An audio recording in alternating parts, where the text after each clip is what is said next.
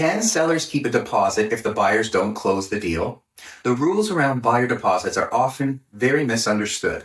When a buyer makes an offer to buy a home, they need to pay a deposit within 24 hours of their offer being accepted by the sellers. But what happens to that deposit if the sale does not close? Often I hear sellers blurt out something like, well, if the buyers can't close, then they forfeit their deposit. So we'll just keep their deposit and sell the property again. Unfortunately, that's not quite how it works. The deposit is held in a brokerage trust account for safety. If a buyer does not close the deal, the seller would have to sue them and get a court order that allows them to keep the deposit. Now that is, of course, unless the buyers did agree to let the sellers keep the full deposit, which isn't likely to happen.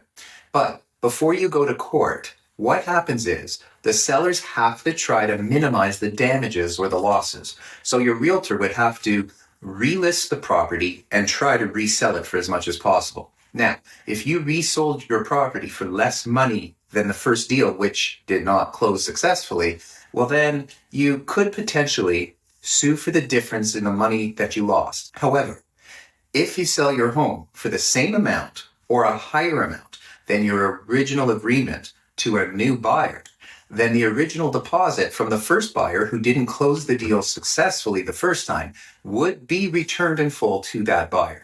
If you want to know more about how deposits work or how they're different from a down payment and what's at stake for both buyers and sellers in this market, let's have a chat. Send me an email, mike@schusterrealestate.com, and I'll answer all of your questions. Your peace of mind starts with knowing the facts. Thanks for watching.